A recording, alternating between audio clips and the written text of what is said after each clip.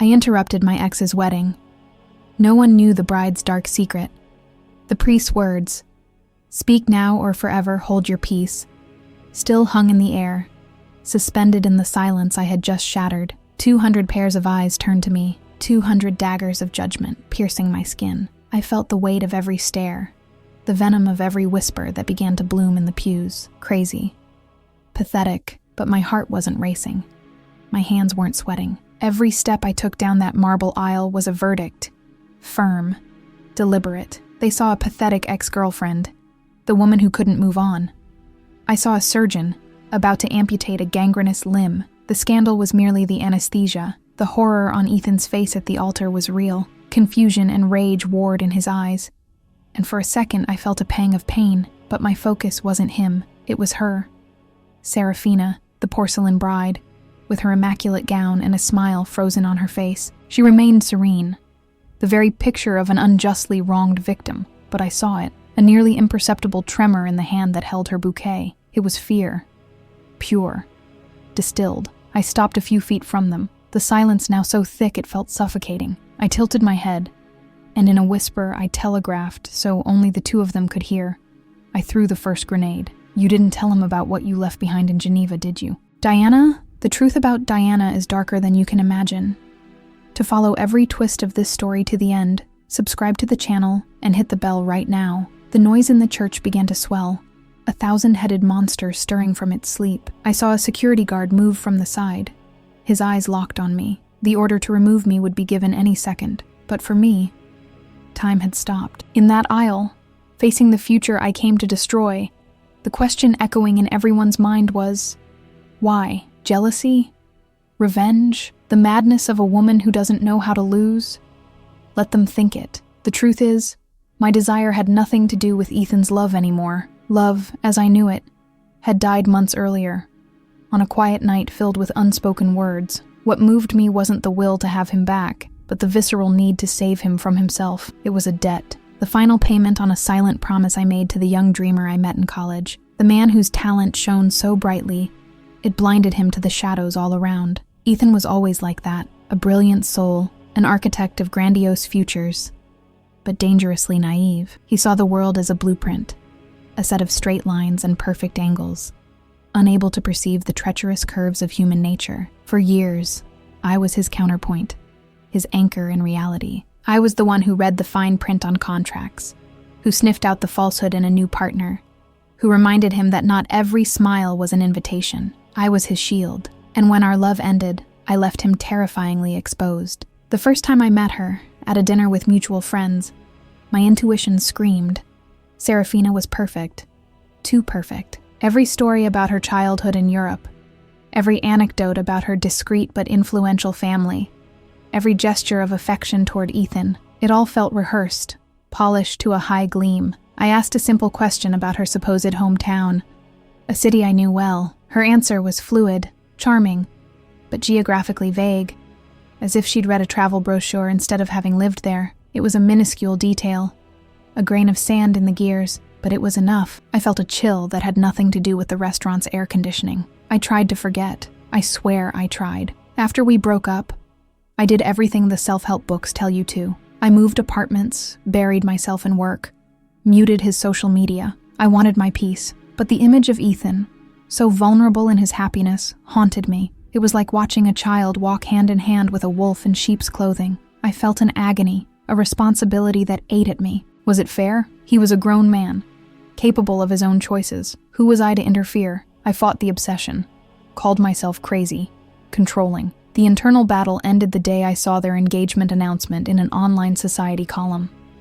There was a photo. Ethan smiled at the camera, but his eyes were different. That restless dreamer's spark was gone, replaced by a polished, almost empty serenity. He didn't look like a man in love. He looked like a prize, a luxury accessory next to Serafina, who shone like a rare gem. In that moment, my hidden desire crystallized. It was no longer a concern. It was a mission. He wasn't just being deceived. He was being consumed, his light being drained to fuel hers. The obstacle was her, the fortress of perfection she had built. Serafina charmed everyone. Ethan's mother adored her. His friends thought she was an angel. Any direct attack from me would be seen exactly as they saw it today. The desperate act of a jealous ex-girlfriend. My word against hers was useless. She was the saint. I, the witch. To expose her darkness, I would need a light brighter than my opinion. I would need proof. I needed the truth. Raw and undeniable. A truth so irrefutable it could break the spell. I needed a weapon. And I knew the only weapon capable of destroying a perfect lie was a fact. A fact from her past. A fact she could no longer dismiss with a charming smile. The weeks leading up to the wedding were a special kind of torture. I lived in a state of constant, powerless vigilance. I knew I needed proof, but where would it come from? Serafina's past was a digital fortress, impeccably clean. There were no traces, no missteps, nothing. I was trapped in a nightmare, screaming behind soundproof glass, watching the train approach Ethan as he smiled on the tracks. The exhaustion of my obsession was beginning to defeat me. I was on the verge of giving up, of surrendering to the inevitable, and trying somehow to live with the weight of my silence. Peace was a distant mirage, but I was desperate for it. It was on a rainy Tuesday night, one of those nights when the city seems to dissolve into melancholy. I had just gotten home from work, soaked and tired, ready to surrender to the quiet of my apartment. Checking the mailbox, I found, among the bills and junk mail, a plain brown envelope. No stamp, which meant it was hand-delivered. My name and address were printed on a simple label, no return address. It was cold, impersonal, and my heart skipped a beat. This wasn't a bill. This was a message. I walked up the stairs with the envelope in my hand, feeling its strange density. I locked the door, threw my bag on the couch, and with trembling fingers, tore it open. Inside, there wasn't a letter. There were only two things. The first was a photograph, its colors slightly faded with time. In it, a younger version of Serafina smiled at the camera, her arm around a much older man with graying hair and a kind, almost fatherly look in his eyes. They looked happy. The second was a small piece of paper, torn from a notebook, with elegant but shaky handwriting. Just one sentence. She stole my father's life. Don't let her steal Ethan's.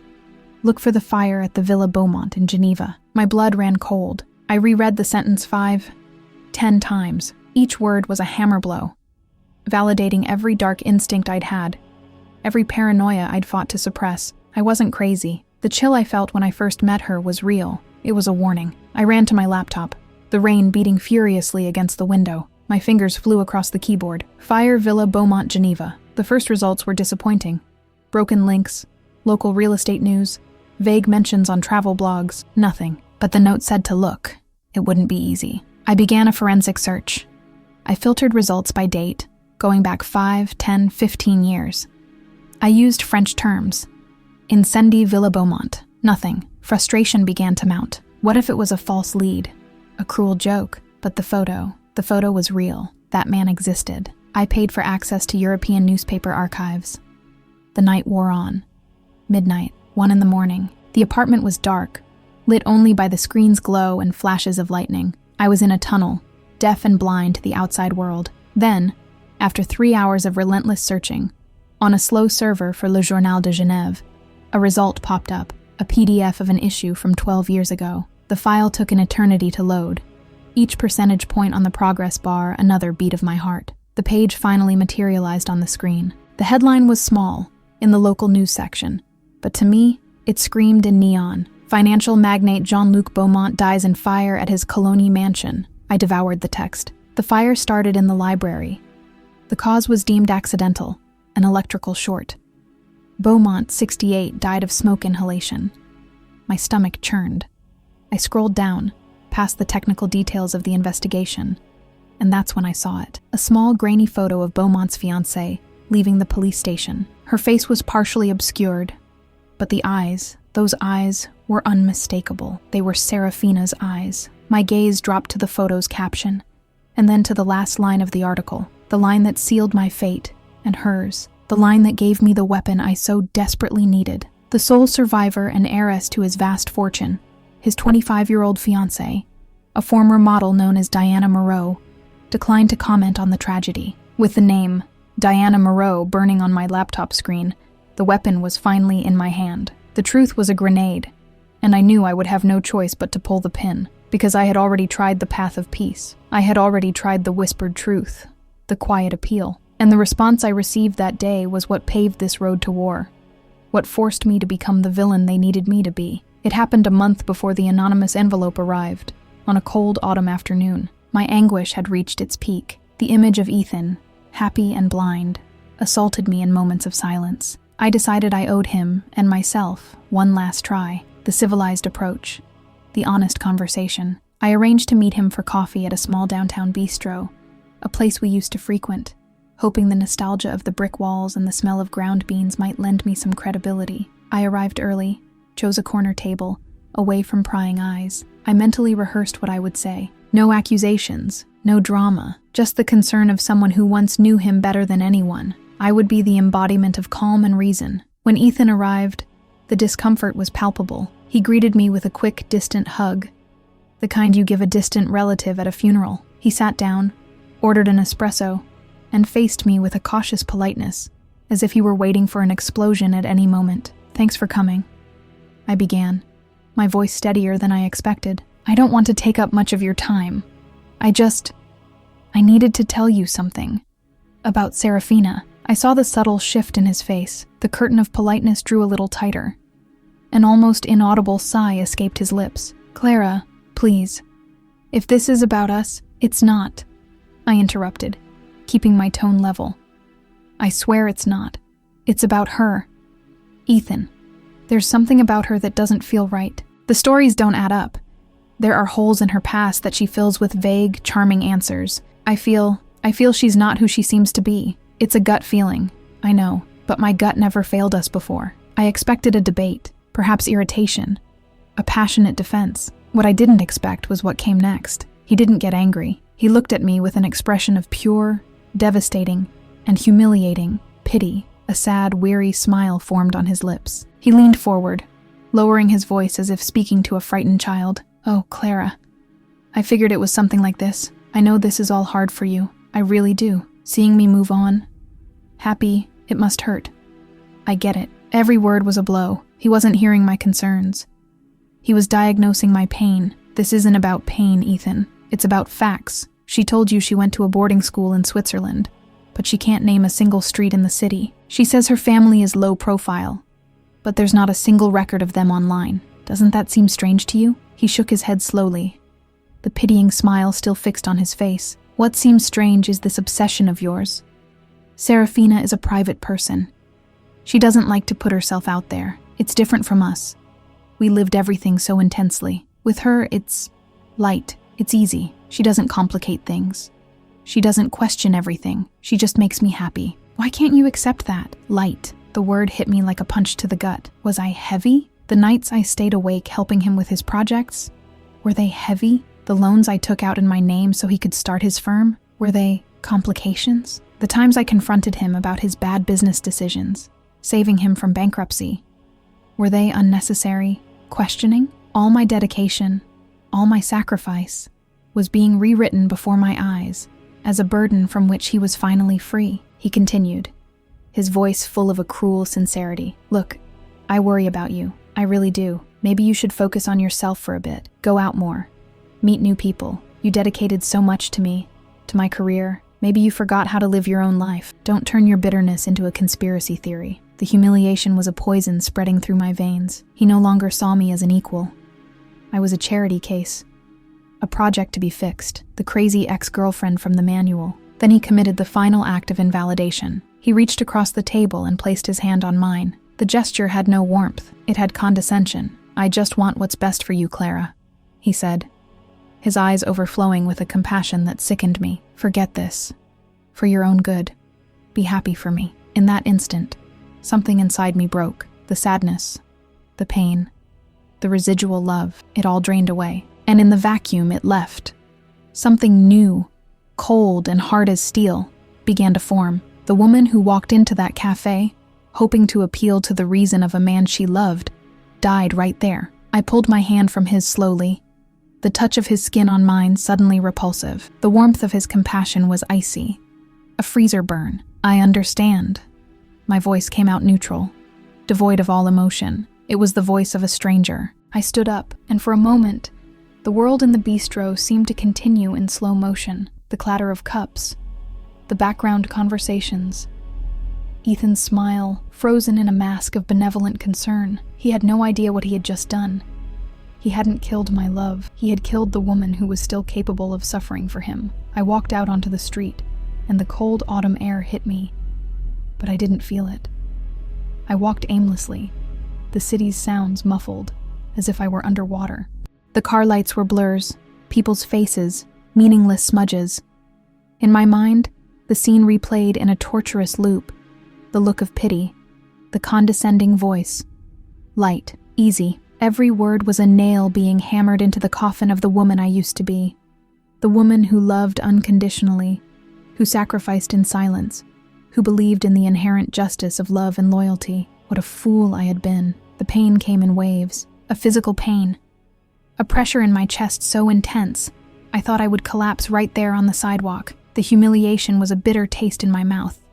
The taste of ashes. He hadn't just invalidated my concern, he had rewritten 5 years of our history, turning my strength into a burden, my dedication into a weakness. In his version, I wasn't the partner who helped him rise. I was the anchor he had to cut loose to be able to fly, and the world would believe his version, because his story had a new shining heroine. Mine only had a tired villain. I thought about going home, curling up in bed and crying until I was dehydrated. That's what was expected, wasn't it? That's what he expected. For me to drown in my pain, confirming his diagnosis of a pathetic, heartbroken woman. The image of my own suffering serving as validation for his narrative filled me with a sudden, violent revulsion. The tears that threatened to fall dried instantly. Crying was surrender. It was accepting the role he had given me, and I refused. In that moment, in the middle of a busy street, something shifted. The pain didn't disappear, it transformed. The fire of humiliation, which threatened to consume me,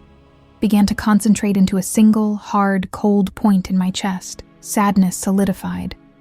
Despair crystallized into purpose. The fog of emotion lifted, and for the first time, I saw the chessboard with absolute clarity. I had been playing the wrong game. I had tried to play with my heart, with honesty, with loyalty, but his game was different. It was a game of image, of perception, of narrative, and in that game, the truth didn't matter unless it could be seen and proven. My word was worthless. My intuition was a joke. He showed me the rules with his pitiful cruelty. To win, I didn't need his compassion, his understanding, or his love. I needed power, and power, in that game, had a name, evidence. The humiliation he served me wasn't a poison, it was a map. He humiliated me in private, treating me like I was crazy. Therefore, the truth would have to be revealed in public, so there could be no doubt about my sanity. He disarmed me with his condescending calm. Therefore, my attack would have to be executed with surgical calm. He painted me as the villain. Fine. If the role was already mine, I would play it better than anyone. I would be ruthless, strategic, and in the end, I would be victorious. By the time I reached the door of my building, I was already someone else. The woman who stepped into the elevator no longer carried the weight of pain, but the weight of a plan. My apartment was no longer a refuge for loneliness. It became my war room. That night, I didn't open a bottle of wine to drown my sorrows. I opened my laptop. Crying wouldn't give me answers. Research would. He looked at me with pity because I had no proof. He humiliated me because he thought my pain was my only weapon. He was wrong. My pain wasn't the weapon. It was the forge. And that night, I didn't cry. I began to hunt. The hunt began with a name. Diana Moreau. The morning after my discovery, the sun filtering through the window felt different. It was no longer the melancholy light that witnessed my loneliness. It was a spotlight, illuminating my new battlefield. The humiliated woman in the cafe was gone, and in her place stood a strategist with a clear objective and a first thread to pull. The name was the key, the tip of the iceberg of a life built on lies, and I knew I couldn't unearth the rest alone. My anger was the fuel, but I needed a professional engine. I spent the next 2 hours researching not for more clues about Serafina, but for private investigators. I needed someone discreet, experienced, and above all, invisible. Someone who wouldn't ask about my motivations, only about the facts. I found a name. A former federal agent with a small corporate investigations firm. His website was simple, unadorned. His name was Fisher. I called and scheduled a meeting for that same day. We met in an anonymous cafe, far from any place Ethan or I frequented. Mr. Fisher was a man in his 50s, with a gaze that seemed to absorb everything and reveal nothing. He listened in silence as I laid out what I had. The photo, the anonymous note, the article from the Geneva newspaper. I presented it all with a cold calm, like a lawyer presenting a case. There wasn't a single tear, no tremor in my voice. I wasn't a client. I was a partner in the investigation. "And what exactly do you want me to find, ma'am?" he asked, his voice low and emotionless. "Everything," I replied. "Name change records, birth certificates, financial movements, lawsuits, other connections to wealthy men who have had misfortunes. I want a complete X-ray of Diana Moreau's life and how she became Serafina Vance. I want the skeleton from every closet she's ever had." He looked at me for a long moment. A silent assessment. "This will be expensive. International inquiries, access to private databases. I have savings," I said, pushing an envelope with the first payment across the table. It was the money I had been saving for a down payment on a condo. The dream of a home, of a new life, being liquidated to finance the demolition of a fraud. Do whatever it takes, Fisher accepted. And so, the real hunt began. While he delved into the bureaucratic labyrinths of Europe, I became a digital archaeologist. I created fake profiles, anonymous identities to navigate the depths of the internet where traces might still exist. Serafina's public profile was a curated masterpiece. Travel photos, charity dinners, perfect smiles next to Ethan. A life with no rough edges. But the internet never truly forgets. My nights turned into an obsessive routine. I slept 4 hours, fueled by coffee and the adrenaline of discovery. I started connecting the dots Fisher sent me in short, encrypted emails. A lawsuit in Lisbon, filed by the family of a businessman who, after a whirlwind engagement to a woman named Diana Rocha, suffered a nervous breakdown and signed over power of attorney, costing him half his company. The suit was dropped after a confidential settlement. The name was different, but the physical description in the court filing was identical to Serafina. Fisher found another trail in Monaco, a Sarah Martins, who had a brief relationship with a Russian heir. 6 months later, the heir was investigated for tax fraud, based on an anonymous tip containing information that, coincidentally, only his fiancée could have known. Each new discovery was a piece of the puzzle. I began printing everything. The articles, the court records Fisher managed to get, the old society column photos I found in digital archives. I created a dossier, a large black binder that became the center of my universe. In it, Serafina's life was being mapped, not as a biography, but as the career of a serial predator. The pattern was clear, methodical, and terrifying. She found wealthy men, preferably vulnerable or older. She bewitched them with her beauty and a damsel in distress persona. She gained their absolute trust, and then, one way or another, she destroyed them, walking away unscathed and richer. Jean-Luc Beaumont, the man from the Geneva fire, wasn't the first victim. He was just the most careless one. My apartment transformed. The living room walls were covered with notes, timelines connecting names, dates, and locations. I lived and breathed this investigation. Friends called, and I barely heard their voices, responding in monosyllables. I lost weight. My social life became zero. The pain from the humiliation in the cafe had been completely channeled into this mission. There was no more room for suffering. There was only focus. A week before the wedding, Fisher sent me the final nail for the coffin. He had found the daughter of the man in the photograph, the woman who had likely sent me the envelope. She was too terrified to speak publicly, but agreed to sign a sworn affidavit, detailing how Diana had manipulated her elderly father, isolating him from the family before his accidental fall down the stairs, which left her in control of his finances. With the printed affidavit in my hands, I closed the dossier. The sound of the binder snapping shut echoed in the silence of my apartment. It was the sound of finality. The preparation was over. The weapon was assembled, loaded, and ready. With the dossier closed on the table, the sound marked the end of the first phase of my plan, the phase of the hunt, the gathering, the work in the shadows. Now, the second part began, the most dangerous, the psychological war. If I wanted the demolition on the wedding day to be total and unquestionable, I first needed to plant the seeds of doubt and fear. I needed to emerge from my self-imposed exile and re-enter their world, but not as the woman they knew. I needed to become a ghost at their feast. My reappearance took place 10 days before the wedding, at a charity art auction. I knew they would be there.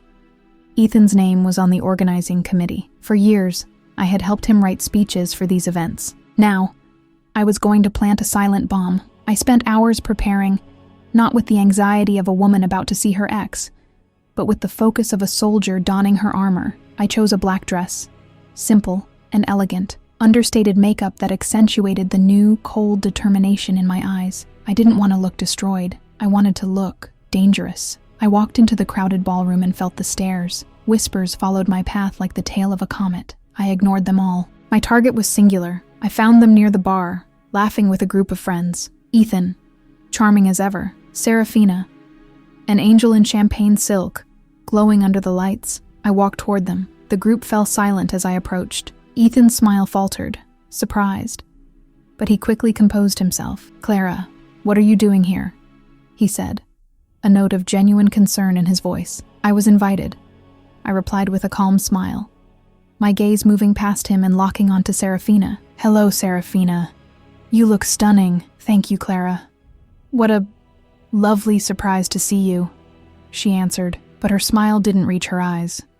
Her eyes, which only I seemed to be able to read, showed a flicker of panic, the predator sensing a danger it couldn't identify. I extended my hand to shake hers.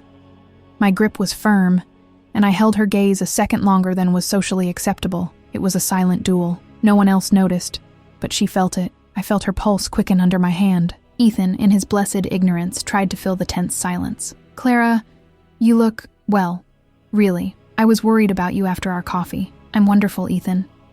Thank you for asking." I turned to him, my smile softening. Sometimes, all a person needs is a little clarity to find peace, and I've found mine. My words were for him, but my gaze was a message for her. Serafina understood. The peace I spoke of wasn't resignation. It was the calm of someone with an infallible plan. For the rest of the night, I forced no more interactions. I just existed. I circulated the room, spoke with acquaintances, but I always kept myself in their line of sight. I was a constant, serene presence. Every so often, my eyes would meet Serafina's. I didn't look away. I just held her stare, with a slight enigmatic smile, before turning away. I was hunting her with my silence. I was destabilizing her with my calm. In the days that followed, the Cold War continued. Coincidentally, I would show up at the same restaurants, the same galleries. Each encounter was another needle prick. Once, I walked past her table and remarked, offhandedly, "I love your perfume. It reminds me of a trip I took to Switzerland. Geneva has such an unforgettable air, don't you think?" I saw the color drain from her face. Her paranoia began to show.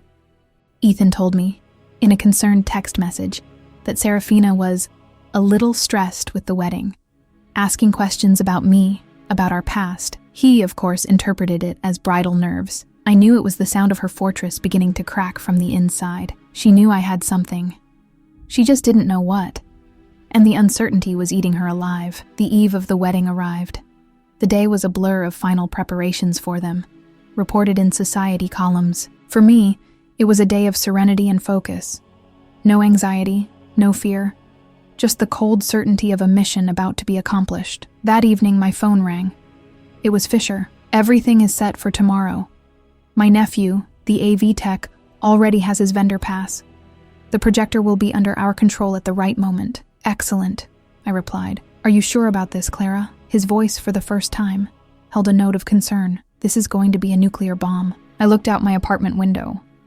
The city glittered, indifferent. Tomorrow, all eyes would be on an altar, expecting a fairy tale. "I know," I said to Fisher, before hanging up. "That's exactly the point. They thought my silence was defeat. In truth, it was the calm before my storm. In this moment, I felt completely alone. If my story is reaching you, please leave a like and comment with your city. I make a point to read and reply to everyone. The wedding day dawned with a radiant sun, a cruel irony of nature. The clear blue sky seemed to mock the storm I carried within me. News of the wedding of the year popped up on gossip sites, with photos of the ceremony venue, the oldest and most imposing church in the city, decorated with thousands of white lilies. The city was celebrating a fairy tale. Little did they know they were about to witness a Greek tragedy, and I was to be both its harbinger and its chorus. I didn't dress for a wedding.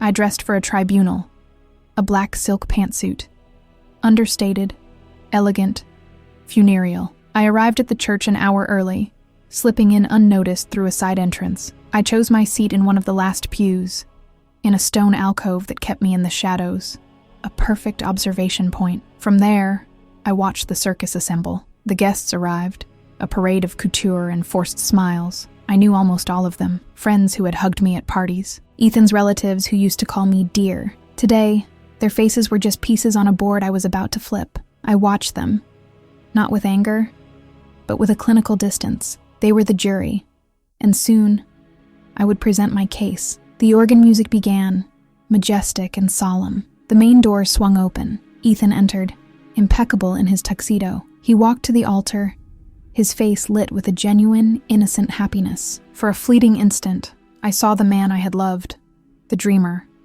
and felt a pang of grief. Grief for the man he was, and for what he was about to lose, his faith in the beauty of the world. But the feeling was buried by my resolve. That man needed to be broken in order to be saved. Then, the bridal march began. The air in the church seemed to thin.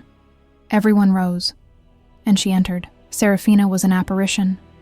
The French lace gown, the delicate veil, the angelic smile. She was the personification of purity, beauty, and promise. As she walked down the aisle, she seemed to float. It was the performance of her life, and she was sublime. I saw Ethan catch his breath, his eyes welling up. He was completely, hopelessly bewitched. And in her eyes, I saw triumph, the glint of the hunter, one step away from taking down her most prized quarry. The ceremony began. The priest's words about love, honor, and fidelity sounded like a sick joke to my ears. I barely breathed, my body a statue of ice, my heart beating in a slow, controlled rhythm. Time dragged on. Every reading, every song, was a postponement of the inevitable collision. Finally, the moment arrived. The priest smiled at the congregation and spoke the immortal words. And now, I ask, if anyone present here knows any reason why this couple should not be joined in holy matrimony, let them speak now or forever hold their peace. A sacred silence filled the church. 1, 2, 3 seconds. I stood up. The soft sound of my heel on the stone floor was like a gunshot in the silence. A murmur rippled through the crowd. I began to walk down the aisle. Slowly, with purpose. 200 pairs of eyes followed me, a mixture of shock, confusion, and hostility. Ethan saw me and his face contorted. Happiness dissolved into sheer horror. "Clara?" He whispered into the microphone, his voice cracking. Serafina stiffened. The angelic mask fell for a second, revealing the coldness of a cornered predator. I didn't stop until I was a few feet from the altar. I ignored the security guards who began to move toward me. I looked directly at Serafina, at the fear she was trying to hide behind a facade of outrage. And then, as planned, I threw the first grenade, in a tone only they could clearly hear. "You didn't tell him about what you left behind in Geneva, did you? Diana?" The confusion on Ethan's face was genuine. "Diana? What are you talking about?" It was Serafina's cue. Tears welled in her eyes. An Oscar-worthy performance. "Ethan, darling, I don't know what she's talking about. She's insane. Please make her leave." She clung to his arm, the perfect picture of a damsel in distress. And Ethan, the knight in shining armor, took the bait. His face hardened with fury. "Clara, that's enough," he shouted, his voice echoing through the church. "You've crossed every line. Security, get her out of here now." 2 men in suits moved toward me. I didn't resist. I didn't have to. The moment they touched my arm, I gave the signal, a slight, almost imperceptible nod to the back of the church, where Fisher's nephew was at the soundboard. The church lights dimmed subtly, the ambient music stopped, and the 2 giant screens, positioned on either side of the altar to display the happy couple's faces, flickered and went black. A baffled silence fell over the room. And then, the first image appeared. It wasn't a picture of Ethan and Serafina. It was the grainy headline from Le Journal de Genève. Financial magnate Jean-Luc Beaumont dies in fire at his Cologne mansion. A collective gasp swept through the church. Before anyone could process it, the image changed. The photo of the grieving fiancée, Diana Moreau, appeared on the left screen. On the right, a radiant photo of Serafina from her social media profile. The silence deepened. The resemblance was undeniable, terrifying. People looked from the screens to the woman at the altar, whose eyes were wide with panic. The checkmate continued, relentless. Next image, the record of the name change, from Diana Moreau to Diana Rocha, in Lisbon. Next image, The cover of the lawsuit filed by the Portuguese businessman's family. Next image, the photo from the yacht party, with Diana next to the industrialist who went bankrupt. I didn't have to say a word. The dossier spoke for me. Projected on 10-foot screens, turning a wedding into a courtroom, I stood in the aisle, a calm shadow in the middle of the chaos I had orchestrated, watching Serafina's perfectly constructed world burn in digital flames. The last slide, the sworn affidavit from the other victim's daughter, hung on the screens. Frozen, for an eternal moment, the entire church held its breath. The silence that followed was not peaceful. It was the silence of a vacuum, the moment suspended between the lightning and the devastating thunder. The only light came from the screens, bathing the altar in a cold, accusatory glow, turning the sanctuary into an interrogation room. The sound that broke the silence was not a sob, it was a snarl. It came from Serafina, her head snapped up, and the face she turned to me was not that of the porcelain bride, nor the panicked victim. It was the face of a raw, primal fury, pure and undisguised. Her eyes, once pools of sweetness, were now slits burning with hatred. The mask didn't just crack, it was atomized, and the monster beneath smiled. "You, bitch," she hissed, the profane words slicing through the sacred air like a razor. "You think you've finished me? You know nothing." She ripped her arm from Ethan's, taking a step forward, her body trembling with rage. "Are you going to believe her?" she screamed at the congregation, her damsel's tone replaced by a metallic shriek. "A crazy, obsessed ex-girlfriend. This is all fake. It's a lie." But her words were hollow, her denials too frantic. The audience didn't see a wronged woman. They saw a caged animal, snarling and baring its teeth. The venom in her voice was the confession that no proof on a screen could ever match. With every word, she incriminated herself further, painting in real time the portrait of the predator my dossier had only sketched. But my gaze was no longer on her. It was on Ethan. He stood motionless, a statue in an expensive suit in the center of his own mausoleum. His face was gray, drained of color and life. His eyes weren't on me, nor on Serafina. They were fixed on the screen, on the image of a dead man's fiancée. I saw the exact moment the gears in his mind turned. I saw denial fight a losing battle against the horrifying, undeniable truth. His gaze moved, slowly, to Serafina's enraged face, and I could read his mind. Every sweet memory, every kiss, every whispered promise was being reprocessed, recontextualized, rotting in real time. Her "I love you" now sounded like an asset appraisal. Her private past now looked like a crime scene. The lightness he had praised so much was revealed to be the void of a predatory soul. He hadn't been loved. He had been hunted. He wasn't a groom. He was a mark. His annihilation was silent. There were no shouts, no tears, just an internal collapse, so profound it seemed to suck all the air out from around him. His shoulders, once straight and proud, slumped. His hand, which had held Serafina's, dropped limply to his side. He looked at the floor, as if the weight of his own stupidity was an overwhelming gravitational force. He hadn't just been fooled. He had been the willing accomplice to his own ruin, the blind defender of his own executioner. And the architect of his final humiliation wasn't me, it was himself. My gaze swept over the congregation, the jury. The contempt for me had vanished, replaced by a tapestry of horror. The whispers were different now. My God. All along, poor Ethan. How did no one see? I saw Ethan's mother, pale, her hand covering her mouth. Her eyes met mine across the aisle. In them, there was no forgiveness, no gratitude, but there was acknowledgement, a terrible silent admission. I had been right. The monster was real. My mission was complete. I didn't come for applause or absolution. I came to present the truth, and the truth was now a living, breathing entity in the center of that church, devouring the lies. There was nothing left to say. With a calm that seemed to come from outside of me, I turned. I began to walk back down the aisle, the same route I had taken on my arrival, but the journey was different. On the way in, I was the accused. On the way out, I was the executioner. The guests shrank back in their pews, parting the way. The silence returned, heavy, broken only by the rhythmic, solitary sound of my heels on the marble. Click, clack, click. Every step was a comma. Every step was a period. I didn't look back. I didn't need to. I knew what I was leaving behind.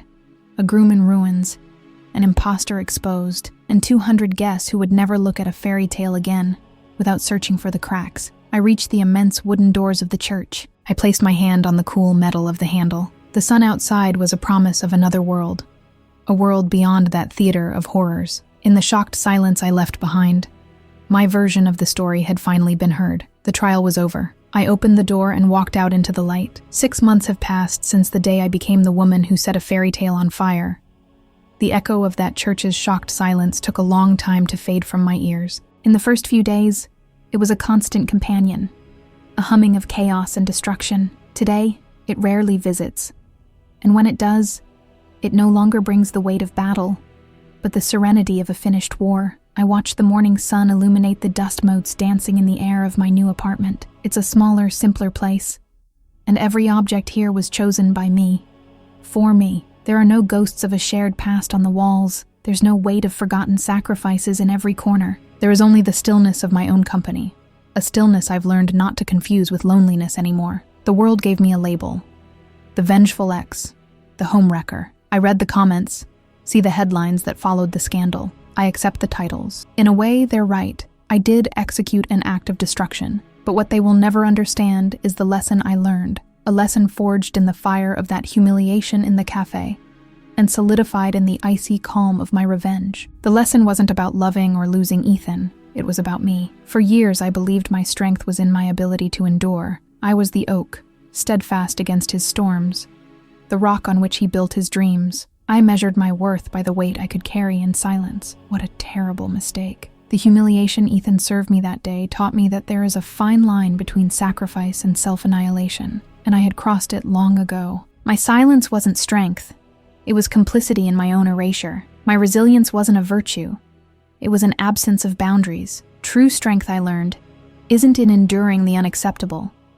It's in having the courage to say, enough. It's in drawing a line in the sand and defending that territory with the ferocity of a lioness. My enough wasn't a whisper. It was a nuclear explosion. And I needed to become the villain of their story to finally become the hero of my own. I don't delude myself about what I did. It wasn't a clean victory. It was an amputation. I saw Ethan's face at that altar, the moment his reality disintegrated. It was an act of psychological violence, as brutal as any physical assault. I didn't just expose a lie.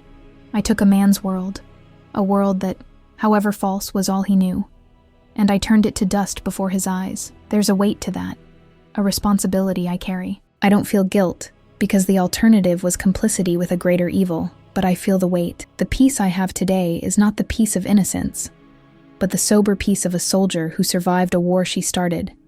Knowing the casualties were both inevitable and necessary, I learned that the world needs villains. It needs figures to carry the burden of disruption. I became the convenient monster that allowed everyone to avoid the more uncomfortable question. How could a predator like Serafina operate for so long, under so many noses, charming everyone? It's easier to call me crazy than to admit their own collective blindness.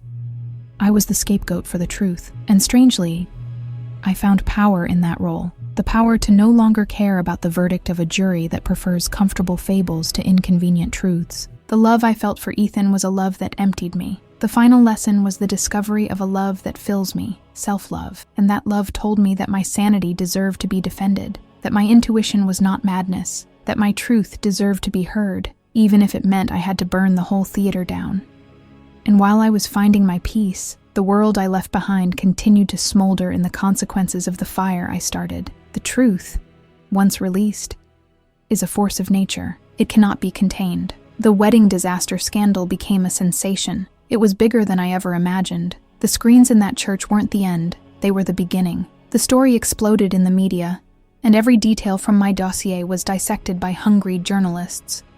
The name Diana Moreau became synonymous with Black Widow. Serafina, or whoever she truly was, vanished that same afternoon. She fled the reception hall before the first police car, called by a guest, arrived. The public exposure was her social death sentence, but the real consequences came later. Jean-Luc Beaumont's family in Switzerland used the new evidence to reopen the investigation into the Villa Beaumont fire. In Portugal, the family of the businessman who had the nervous breakdown, now armed with a pattern of behavior, filed criminal charges for fraud and manipulation. Interpol issued an international alert. She wasn't arrested. In a way, her fate was more poetic. Serafina became a ghost. Her life of luxury, of carefully constructed identities, was over. Today, she is a fugitive, a whispered legend in ultra-wealthy circles. They say she was spotted in Macau, then Panama. Her punishment wasn't a prison cell, but a prison the size of the world. For a woman who lived to be seen and admired, invisibility and perpetual fear are a far worse sentence. As for Ethan, his path was quieter, and perhaps more painful. The humiliation was total. He wasn't the tragic victim of a con artist. To the world, he was the arrogant fool who was warned and didn't listen. He became a joke, an anecdote at dinner parties. He unraveled.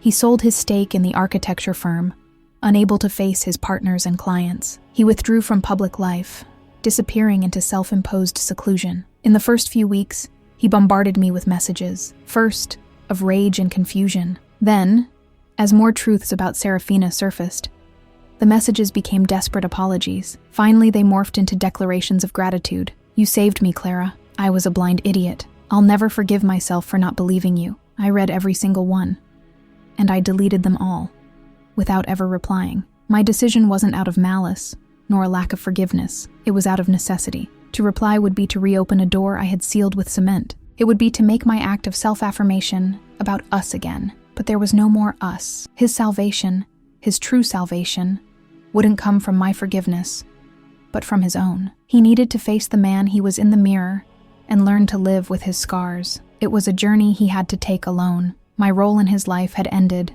definitively and dramatically, at that altar. The rest of our old world realigned itself. The mutual friends who judged me fell away, ashamed. His mother, I heard, refuses to speak my name or Serafina's, as if she could erase the most shameful chapter of her family's history with silence. And me, while their world imploded, mine, for the first time, became quietly my own. I found a part-time job in a neighborhood bookstore, a place that smells of paper and infinite possibilities. The rest of the time, I draw, not architectural plans for someone else's glory, but small illustrations, worlds that I create and control. My life is not a grand, epic romance. There are no more Sidney Sheldon dramas in my pages. It's a collection of quiet, short stories. The joy of finding a rare book for a customer. The taste of the first coffee in the morning. The beauty of the city lights coming on at dusk, seen from my living room window. This is where I find myself now, watching the night fall. There is no triumph in my heart, nor bitterness. There is just a vast, deep calm. The peace of a woman who went to hell and back, not with a prince, but with herself. And for the first time in my life, that is more than enough. It's everything. The story has been told. The evidence has been presented. I have let you see the foundation of sacrifices, the humiliation that broke me, the coldness of my plan, and the devastation it caused. Now, the case is in your hands, my jury. The world gave me a swift verdict. I was the crazy ex-girlfriend, the vengeful woman, the embodiment of scorn. I destroyed a man on his happiest day, turned a sacrament into a circus, and showed not a shred of remorse. In the eyes of civility, good manners, and fairy tales, I am guilty. Guilty of being loud when I should have suffered in silence. Guilty of using the truth as a weapon of mass destruction. Guilty of refusing to be a footnote in the biography of a man I helped write. But here, on this channel, we seek the other side of the story. And on my side, the story is different. On my side, a woman watched the man she loved walk toward a cliff, hand in hand with a monster disguised as an angel. She tried to warn him with whispers, but was met with pity and condescension. Her voice was silenced, her intuition ridiculed, and she understood that to save him, she would have to use the only language he and the world would understand.